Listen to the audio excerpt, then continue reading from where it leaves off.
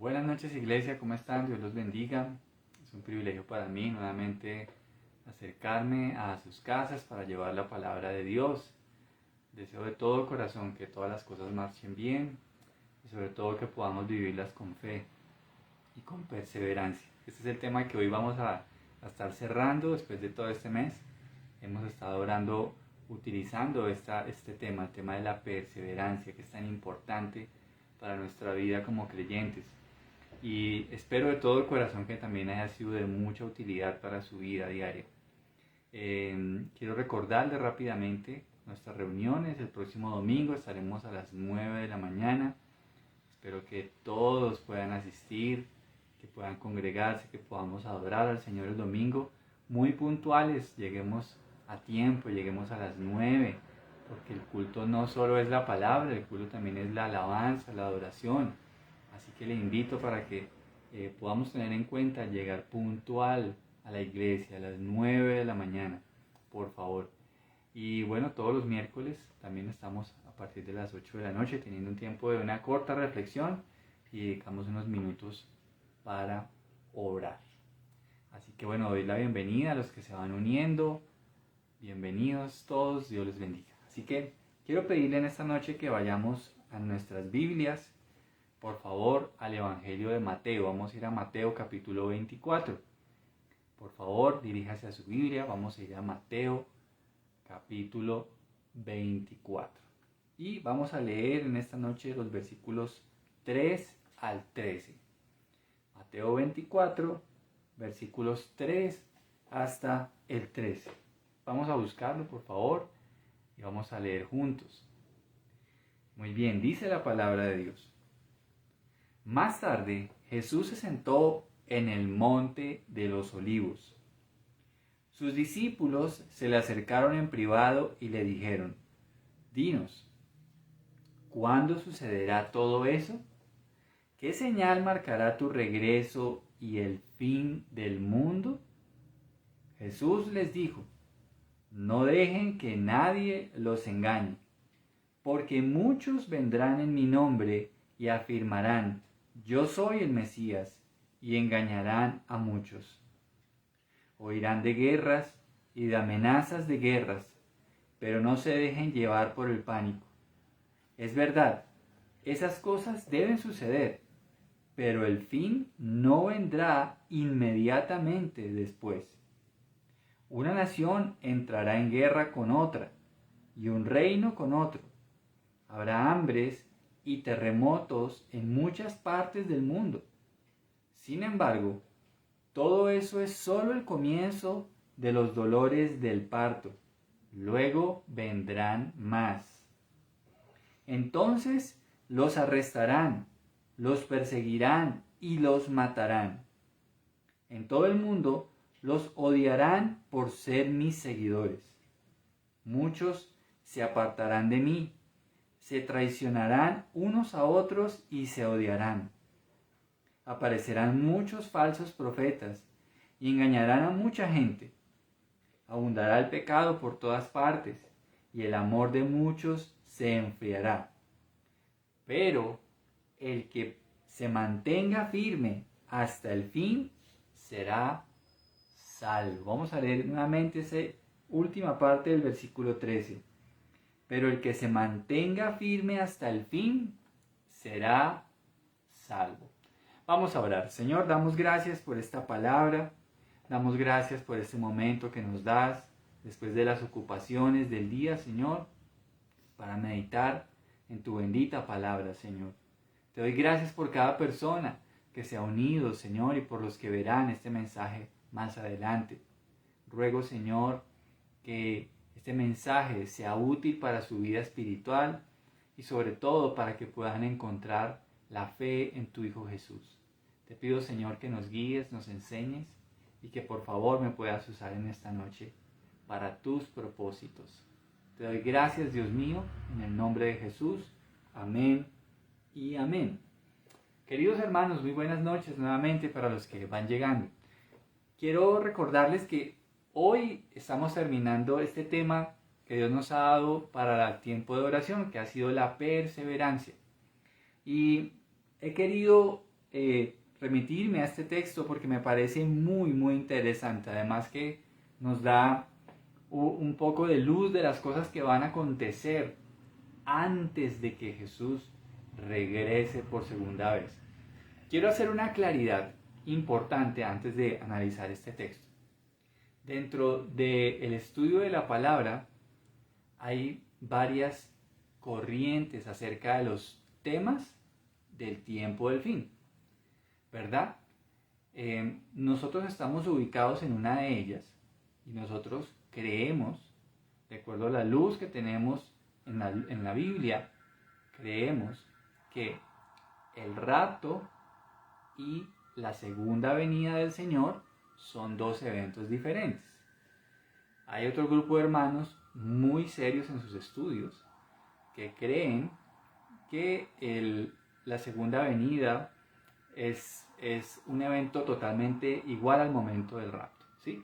Entonces, quiero decirle cuál es la postura que por lo menos nosotros tenemos como iglesia. Somos respetuosos de otras posturas, pero creemos hasta este momento, lo que hemos podido estudiar seriamente, creemos que el rapto y la segunda venida son dos eventos diferentes, ¿ok?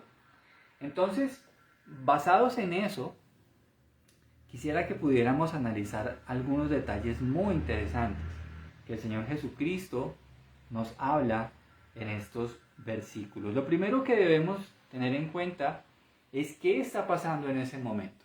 Jesús está caminando con sus discípulos y ellos, los discípulos empiezan a mostrarle a Jesús el gran templo.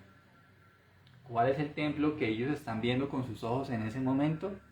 Recuerde que hasta este momento solo han existido dos templos.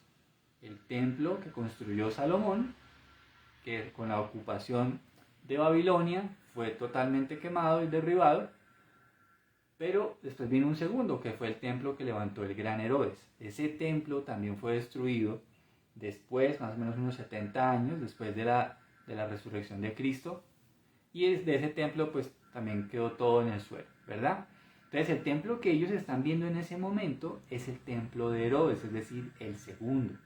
Entonces sabemos que para esa época Herodes lo hizo más por congraciarse, por ganarse el apoyo de los judíos de esa época, y él construyó ese gran templo. Si uno mira en la historia, actualmente ese gran templo está ubicado donde hay una construcción donde los musulmanes tienen la cúpula, una cúpula dorada que es hecha en oro, súper bellísima. Ahí mismo era donde estaba ese gran templo, ¿verdad? Ellos dicen que ahí hay una roca en la cual dicen que Mahoma, el profeta, fue ascendido al cielo. Eso es lo que ellos dicen, ¿verdad? Pero bueno, ese era el templo que los discípulos y Jesús estaban viendo con sus ojos en ese momento, el gran templo que construyó Herodes. Y los discípulos estaban muy contentos de mostrarle ese lugar a Jesús. Lo cierto es que Jesús dice, ¿ven este gran templo? Y él les dijo, no quedará piedra sobre piedra. Lo interesante de todo esto es que esta afirmación de Jesús causó mucha inquietud en los discípulos, porque podemos ver por lo menos aquí en los versículos 1, sobre todo en el versículo 2, vemos cómo el Señor le describe, ¿verdad? La verdad, serán demolidos por completo, no quedará ni una sola piedra sobre otra. Pero los discípulos dicen en el versículo 3 que se le acercaron nuevamente y le preguntan y le dicen, ¿cuándo sucederá todo eso? ¿Qué señal marcará tu regreso y el fin del mundo? Así que esta afirmación de Jesús causó una gran inquietud en sus discípulos, porque quienes lo vieron sabían que ese templo era bellísimo, era algo suntuoso, era algo muy precioso. Pero Jesús dijo, no va a quedar piedra sobre piedra. Y entonces, a raíz de estas preguntas, Jesús empieza a responder. Hay solo una de ellas que Jesús no responde, y es ¿cuándo? ¿Cuándo? ¿cuándo será tu regreso? Y Jesús no dice cuándo, pero Jesús sí da unas señales que nos permiten poder más o menos palpar que cuando estas cosas sucedan podemos estar en esos tiempos que preceden a la inminente segunda venida de Jesucristo. Entonces, mis hermanos, miremos qué le dijo Jesús a ellos y veamos algunas de esas señales que muestran claramente que el regreso de Jesús a la tierra, su segunda venida, podría estar muy cerca. Pero hablemos de esas características. Lo primero que podemos ver es que el mundo va a estar en un agite social, político y moral. En un gran agite, no como cualquier otro, va a ser algo muy fuerte. Y por eso quiero invitarle a que lea conmigo nuevamente el versículo 4. Jesús les dijo: no dejen que nadie los engañe, porque muchos vendrán en mi nombre y afirmarán: yo soy el Mesías, y engañarán a muchos. Así que la primera característica, el primer rasgo que Jesús da acerca de esas señales que se van a dar antes del regreso de Jesús es que abundarán los falsos profetas. Abundarán. Una de las características que Jesús dice aquí es que muchos vendrán diciendo que son el Mesías. El Mesías. Y aquí debemos hacer una distinción, y es que cuando se habla de falsos profetas, debemos entender que se refiere a dos tipos de personas. El primero, aquellos que dicen que son el Mesías, que ellos son el Jesús viniendo por segunda vez a la tierra.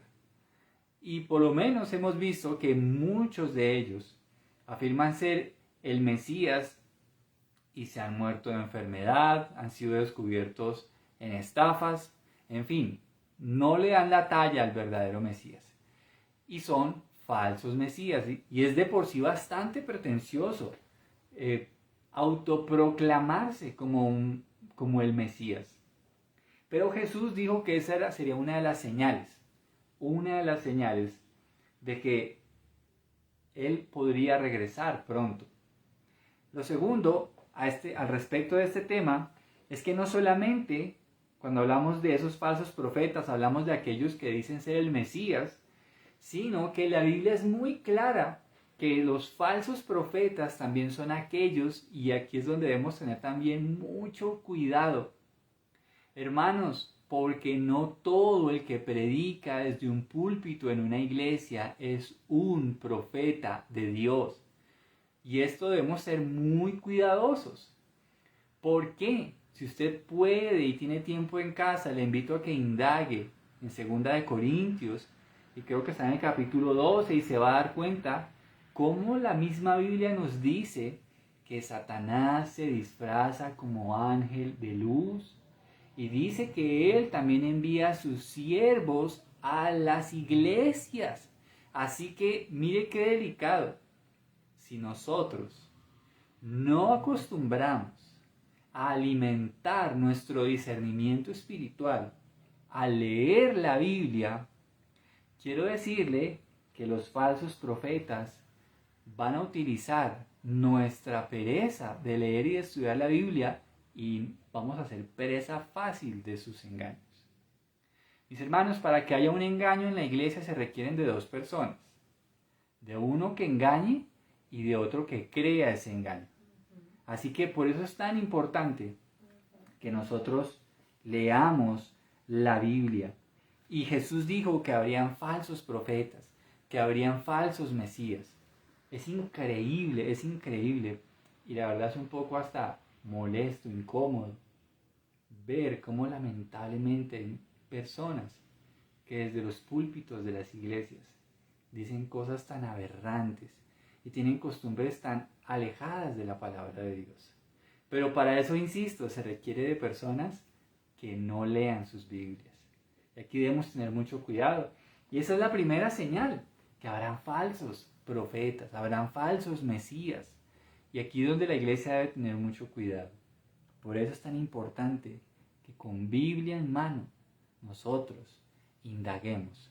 No en vano, por eso esta iglesia se llama la Iglesia Bíblica Berea. No porque seamos la mejor, no porque seamos infalibles, sino por lo que describe Hechos 17, 10 al 11. Porque cuando Pablo llega a los de Berea tenían una cualidad que a mí me encanta, y es que no tragaban entero. Y es que ellos indagaban en las Escrituras que todo lo que Pablo dijese fuese así. Y por eso nosotros añoramos que los creyentes que se congregan en esta iglesia, y ojalá sean todos en las iglesias a nivel mundial, no traguen entero. Que puedan abrir sus Biblias, que puedan preguntar con un corazón sincero y puedan indagar, esto sí es de Dios, esto no es de Dios. Porque, insisto, para que los falsos profetas hagan su trabajo, se requiere de personas que no lean sus Biblias. ¿Ok? Segunda característica de lo que va a suceder en los tiempos antes del regreso de Jesús. Leamos versículo 6 y la primera parte del versículo 7. Dice la palabra, oirán de guerras y de amenazas de guerras, pero no se dejen llevar por el pánico. Es verdad, esas cosas deben suceder, pero el fin no vendrá inmediatamente después. Una nación entrará en guerra con otra y un reino con otro reino. Otra de las características que Jesús menciona como antesala a su segunda venida es las guerras entre naciones y reinos. Y Jesús es claro que Él dice que cuando esto suceda, no significa que inmediatamente vaya a llegar. Pero Él sí lo menciona como una de las señales que anticipa que Él va a retornar a la tierra. Por eso, miremos con cuidado cómo están dándose las guerras en el mundo. Ahorita a nosotros nos ha tocado presenciar el tema de la guerra de Rusia con Ucrania. Por eso, mis hermanos, no estoy queriendo decir que ya Jesús vaya a llegar en este momento. Pero lo que sí podemos decir es que Jesús dice que el ambiente político de la tierra va a estar sumamente agitado antes de que Él regrese. En este momento sabemos que hay una guerra, ¿verdad? Pero también sabemos que Estados Unidos está queriendo de alguna manera defender esta nación de Ucrania. Sabemos que está la OTAN también de por medio. Sabemos que está Rusia en contra de esa organización. En fin, por ahí se ha metido China. Hay muchas cosas allí en juego. Así que miremos el panorama. Pero ¿qué nos muestra todo eso? Y es que esas disputas se dan más allá de un deseo de poder, que es evidente, se da porque hay pecado en el corazón, ¿verdad? Porque hay pecado en el corazón, porque hay maldad. Es desgarrador ver en los noticieros cómo los niños se despiden de sus padres. Es desgarrador ver familias enteras tiradas en el suelo por los bombardeos. Es desgarrador ver la maldad, la sevicia, la crueldad que puede haber a la hora de enfrentar una guerra. Lo cierto es que muchas veces cuando se enfrentan dos reinos o dos naciones, muchas veces cae gente que no está ni siquiera interesada en ganar ese tipo de batallas. Entonces, mis hermanos, esta es otra señal y la sociedad estará demarcada por una política supuestamente de amor, pero hay guerra entre ellas. Hay guerra entre ellas. Miremos otra característica más. Está en el versículo 7 en su segunda parte y dice, habrá hambres y terremotos en muchas partes del mundo. Y esa será otra señal, y es que habrá hambre, terremoto. Por ejemplo, en Lucas 24:11 adiciona algo más al respecto y dice que también habrá pestes. Entonces, otra señal que antecede el regreso de Jesús a la tierra es que la tierra va a temblar, habrá muchos terremotos, también habrá gran hambre, y a mí me parece un poco preocupante porque uno mira, perdóneme, voy a ser un poquitico técnico en estos términos. Uno va al Apocalipsis y se da cuenta lo que son los caballos que menciona sus primeros capítulos. Y en uno de ellos, uno de esos caballos, que es parte del juicio de Dios, ¿saben qué dice? Habla acerca de que los alimentos se van a poner carísimos, carísimos, que los alimentos se van a poner costosos. Hoy estaba viendo en noticias hace poco que están evaluando aquí en Colombia cómo poder afrontar la crisis de los insumos para todo lo que se hace en los cultivos. Porque sin esos insumos, imagínense, no se puede cultivar y de hacerlo pues se van a poner más caros. Entonces tengamos en cuenta eso, el hambre, el hambre. El hambre también se da acerca, pues sabemos que a veces hay una mala distribución de estos alimentos, pero hablemos también de las pestes. Creo que no tenemos que ir muy lejos para entender lo que pueda significar una peste en nuestro tiempo. Por lo menos en este país ya se está hablando de una cuarta dosis contra el COVID-19. Sabemos la gran cantidad de vidas que cobró este virus. Pero lo que dice la Biblia es que antes del regreso de Jesús habrá este tipo de agites. Habrá terremotos, habrá hambres y habrá pestes. Entonces, ¿sabe una cosa? Es como si la salud en ese tiempo fuera un tesoro. Es como si estar saludable, como si estar bien fuera un tesoro. Así que ese bienestar general va a ser muy complicado, pero sabemos que Dios nos sostiene, ¿verdad? Miremos otro más, vayamos al versículo 9. Dice, entonces los arrestarán, los perseguirán y los matarán. En todo el mundo los odiarán por ser mis seguidores. Y aquí está la siguiente característica que va a tener la sociedad en esos tiempos de antesala al regreso de nuestro Señor Jesucristo. ¿Sabe cuál es esa? La persecución religiosa. La persecución religiosa. Hermanos, estamos en tiempos peligrosísimos en cuanto a este aspecto. Sobre todo acerca de las verdades, porque hoy en día hay sobreabundancia de verdades relativas.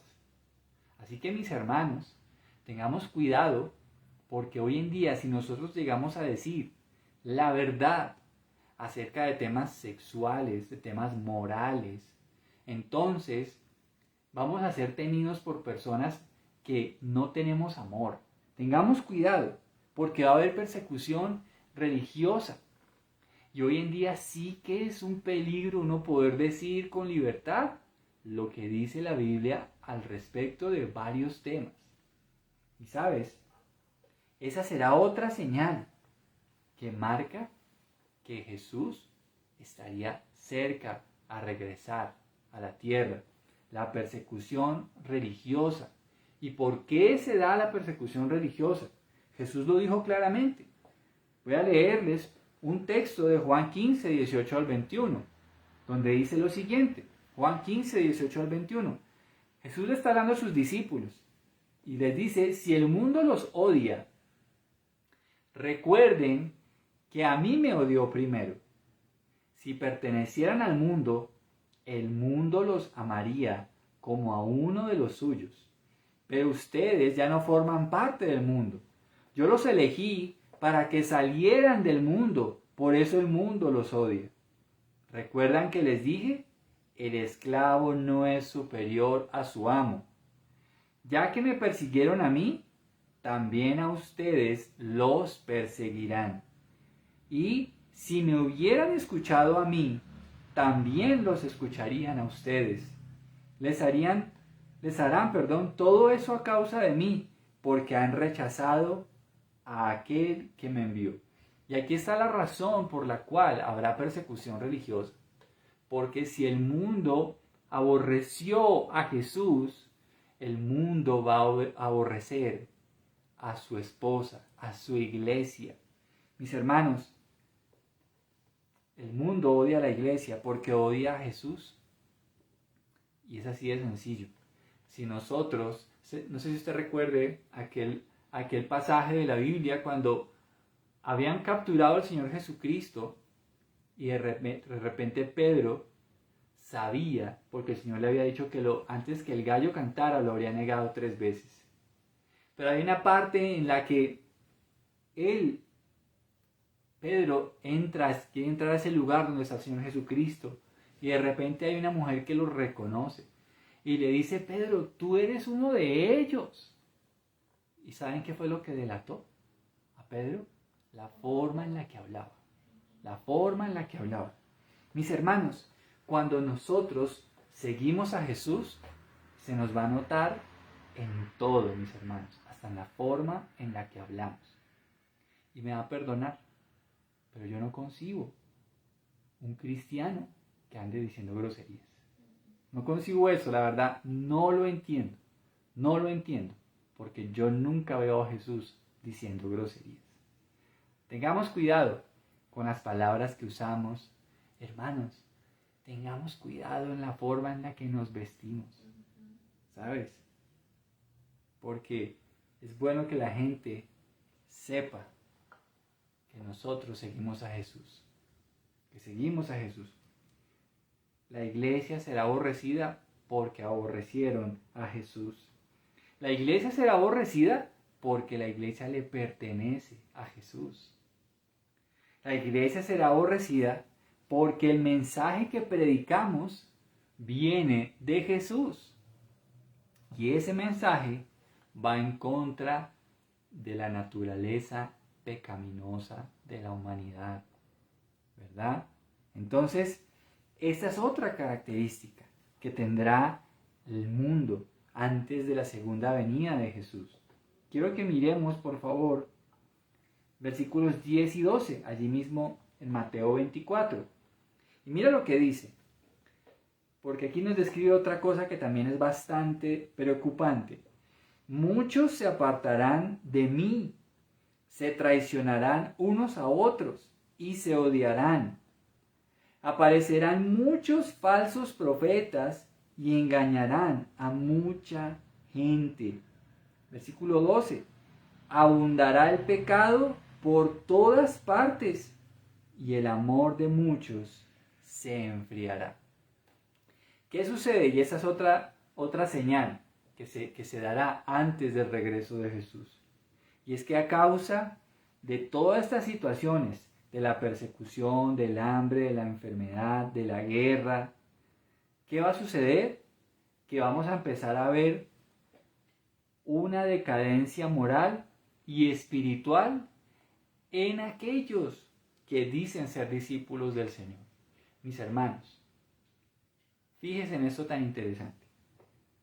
Cuando Dios zarandea a la humanidad, por lo general, quedan de pie los verdaderos discípulos. Cuando el mundo, lo repito, cuando el mundo es zarandeado por Dios, los verdaderos discípulos quedan de pie en su fe. En su fe. Pero aquellos que han puesto su esperanza en otras cosas, lamentablemente no permanecerán de pie. Eso es lo que nos dice Mateo 7:24 acerca de los 2 cimientos. ¿Lo recuerdan? Cualquiera que me oye estas palabras y las hace, le compararé a un hombre prudente y sensato que edificó su casa sobre la roca, y vinieron los vientos y golpearon con ímpetu aquella casa, pero no cayó porque estaba fundada sobre la roca. Es un tema de cimientos. Y yo creo que una de las cosas que va a causar ese tiempo que precede, que antecede el retorno de Jesús, es que los corazones de aquellos que decimos ser discípulos de Jesús van a ser probados. Van a ser probados. Y hay una cosa que sí que prueba eso, y es la persecución.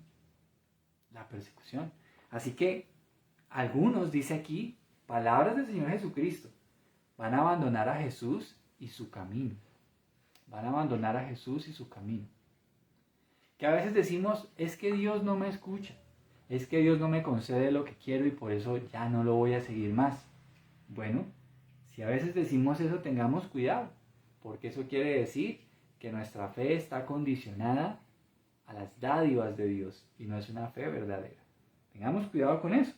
También dice que habrá traición y odio aún entre los que se dicen ser hermanos en la fe.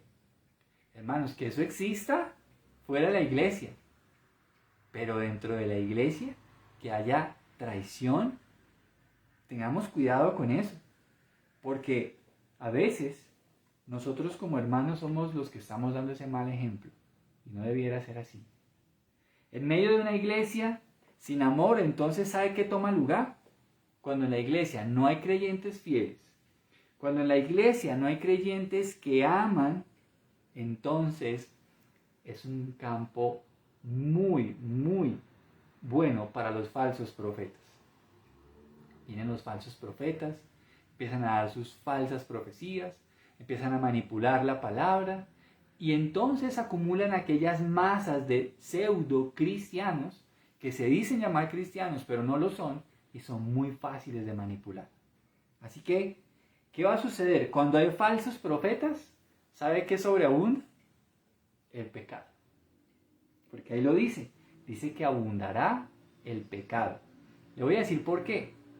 Una de las características de los verdaderos profetas de Dios que usted puede encontrar en el Antiguo Testamento y parte del Nuevo Testamento es que ellos también señalaban el pecado. Ellos señalaban al pueblo de Dios su pecado. Sabemos que muchos de ellos fueron perseguidos por decir eso. Usted sabe que a Juan el Bautista le costó su cabeza señalar el pecado que había en esa época en el reino. Así que cuando hay falsos profetas, como ellos no estorban el pecado sobreabunda, ¿verdad? Por eso es tan interesante que cuando haya verdaderos profetas de Dios, un verdadero profeta dirá la palabra de Dios y también, cuando sea necesario, tendrá que reconvenir a aquellos que están andando de una manera incorrecta delante de los ojos de Dios, ¿verdad? ¿Se acuerda usted aquel profeta, el profeta Natán, que le dijo al rey David lo que estaba haciendo?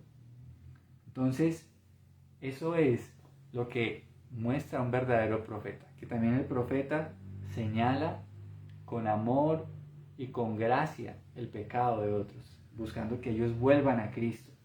Y con todo esto dice que el amor de muchos se enfriará.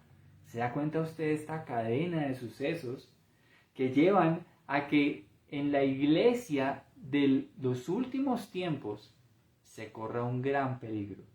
Primero, ¿por qué? Porque el amor se va a enfriar. ¿Por qué se enfría? Porque abunda el pecado. ¿Por qué abunda el pecado? Porque hay falsos profetas. ¿Y por qué hay falsos profetas? Porque muchos abandonan a Jesús realmente. Es una cadena de sucesos desafortunados.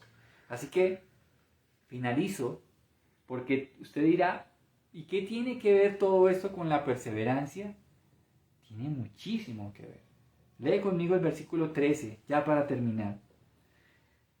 Y Jesús dice, pero el que se mantenga firme hasta el fin será salvo. Lo voy a leer nuevamente. Pero el que se mantenga firme hasta el fin será salvo. Mis hermanos, ¿qué se requiere para ser un verdadero creyente en tiempos como este y en los que vendrán? Se requiere perseverancia. Perseverancia. Esta versión dice el que se mantenga firme hasta el fin. Es decir, el que persevere hasta el fin será salvo. Así que, queridos hermanos, cerrando este tema de la perseverancia es muy importante. Y yo quiero decirte algo que no dice este versículo, porque algunos lo toman de esa manera. Algunos dicen que aquí hay un argumento para decir que la salvación es por obras. Es decir, el que persevera se gana la salvación. Pero no es eso lo que quiere decir. Lo que sí quiere decir es que la verdadera marca de un verdadero creyente es que el verdadero creyente perseverará hasta el fin porque tiene la fe verdadera. Eso sí es lo que quiere decir. Sabemos, queridos hermanos, que la única forma de poder estar de pie es dependiendo de Dios. Dependiendo de Dios. Por eso es tan importante que en estos tiempos de agite social, político y religioso exista un creyente que persevere. ¿Serás tú? ¿Seré yo? ¿Quién va a perseverar en estos tiempos? Y si no hubiera ni un solo cristiano alrededor tuyo con el que pudieras caminar la vida de fe, ¿perseverarías? ¿Serías el único, sin importar si hay otras personas que no quieren seguir a Dios? ¿Qué harías tú? Qué importante, porque la Biblia dice, el que persevere hasta el fin será salvo. Deberá existir un creyente que desee permanecer en santidad. Debe existir un creyente que ame la santidad, porque sin santidad no veremos a Dios. Deberá existir un creyente que busque fortalecerse en la oración cuando esté débil. Deberá existir uno. Deberá existir aquel que cuando se sienta abatido, débil, tentado a abandonar a Dios, diga, la única opción que tengo es perseverar. Por eso voy a orar. Por eso voy a buscar doblar, triplicar mis tiempos de oración, porque me siento débil, porque el mundo me atrae, porque ya no tengo ganas de buscar a Dios. Es ahí cuando tenemos que doblegar esta carne y buscar a Dios. Deberá existir un creyente que quiera tener comunión con Dios a través de la palabra. Hermanos, qué importante es perseverar. Perseverar. Qué importante es la perseverancia en este tiempo y en cualquier tiempo de nuestra vida. Deberá existir también un creyente que anuncie las buenas nuevas del reino de Dios. Una iglesia que evangeliza, que predica. Se requiere de un cristiano, porque si tú eres cristiano, si tú dices ser un discípulo del Señor, debemos llevar las buenas nuevas del Evangelio. Así que mis hermanos, vamos a invertir unos minutos para orar por este tema de la perseverancia, porque el que persevere hasta el fin, ese será salvo. Vamos a orar. Padre, te damos gracias en esta noche por este bello tema que nos permitiste escudriñar, Señor. Te bendecimos, Dios, porque tú hablaste claramente de cuáles son esas señales antes de que tú regreses. Y podemos hablar claramente que tú has establecido que tu iglesia persevere aún en medio de esas señales tan complejas y delicadas, Padre. Señor, habrán falsos profetas, habrán falsos mesías. Señor, te suplicamos, guárdanos de prestar nuestros oídos a falsos profetas. Guárdanos también de nosotros llegar a convertirnos en uno de ellos. Guárdanos, Señor, y si en algo hemos participado de eso, te pedimos perdón, Señor. Guárdanos de ese espíritu de engaño, de ese espíritu de error, porque sabemos que esos falsos profetas están siendo manipulados por demonios, por espíritus de las tinieblas, Señor, que quieren engañar, si fuera posible, a los creyentes. También, Padre, ayúdanos en este tiempo a entender que aunque vemos guerras y rumores de guerras, como lo que estamos viendo actualmente entre Rusia y Ucrania, tu palabra dice que aún no es el fin. Pero nos dejas ver que este es un tiempo, Señor, donde debemos estar atentos porque las cosas se están cumpliendo delante de nuestros ojos. Señor, también nos hablas de hambres, terremotos y de pestes, Señor. Padre mío, gracias. La situación se pone complicada en estos tiempos. Pero Dios, aunque tuviéramos, si tú lo decides, que perecer por alguna de estas causas, Señor, permítenos perseverar en la fe hasta el fin, Señor. Guárdanos, sin embargo, de todo este tipo de peligros Guárdanos porque sabemos que tú nos vas a cuidar, nos vas a sustentar, Señor. Tu palabra dice, no he visto justo desamparado ni su descendencia que mendigue pan. Señor, guárdanos de la peste, pero sobre todo guárdanos del engaño, del pecado, Señor. Guárdanos de ese engaño. Señor, ayúdanos a perseverar en medio de la persecución religiosa, porque sabemos que este mundo te aborreció a ti y por eso aborrece la iglesia, Señor. Ayúdanos, Señor, a entender esta postura tan radical que tú quieres que nosotros tengamos. Y, Señor, guárdanos de la decadencia moral y espiritual en la iglesia, que es lo más grave de todo, Señor. Porque tu palabra dice que el juicio empezará por la casa, Señor. Guárdanos, Dios mío, de que podamos caer en este tipo de enredos, Señor, de poder estar congregados en una iglesia, pero que nuestro corazón esté apartado de ti. Guárdanos de ser cristianos que traicionamos a otros, que causamos dolor a otros hermanos, Señor. Guárdanos, Señor, del odio, de los rencores. Señor, aún perdonamos a aquellos que nos hayan ofendido. No queremos albergar ningún tipo de odio, Señor, ni rencor. Guárdanos y danos sabiduría. Señor, guárdanos de los falsos profetas, que aparecerán justo cuando la iglesia ha perdido su amor por ti, Señor.